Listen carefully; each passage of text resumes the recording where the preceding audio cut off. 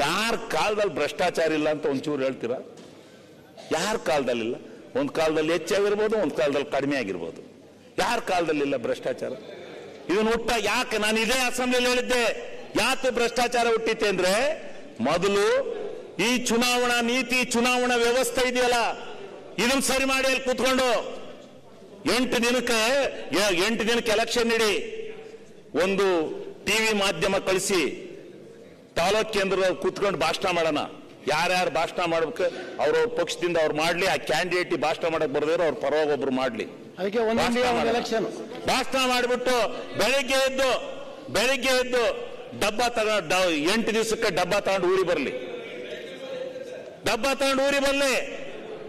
ಆವತ್ತು ಆ ಓಟನ್ನ ಇಲ್ಲಣ್ಣ ಹೆಚ್ಚಿಗೆ ಮಾತಾಡಲ್ಲ ತಗೋಣ, ಈ ಸಲ ಒಳ್ಳೇದಲ್ವೇನಣ್ಣ, ಇದು ನಮ್ಮನ್ನೆಲ್ಲ ವಿಮುಕ್ತರು ಮಾಡಲ್ವೇನಣ್ಣ, ನಾವೆಲ್ಲ ಇದಾಗಲ್ವೇನಣ್ಣ, ಈ ಚುನಾವಣಾ ಭ್ರಷ್ಟಾಚಾರದಲ್ಲಿ ನಾವು ಬಿದ್ದೋದ್ರೆ, ನಾವು ನಿಂತೋದ್ರೆ ನಮ್ಗೆಲ್ಲ MLA ನಮಗೆ ಒಳ್ಳೇದಾಗಲ್ವೇನಣ್ಣ?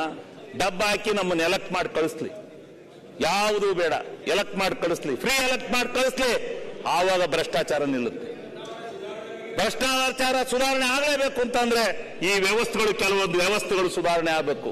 ಆ ಸುಧಾರಣೆ ಮಾಡ್ತಕ್ಕಂಥ ಕೆಲಸವನ್ನ ಮಾಡಬೇಕು ಅಂತಕ್ಕಂಥ ಮಾತನ್ನು ಇದನ್ನು ಅಲ್ಲಿ ಮಾಡಬೇಕು.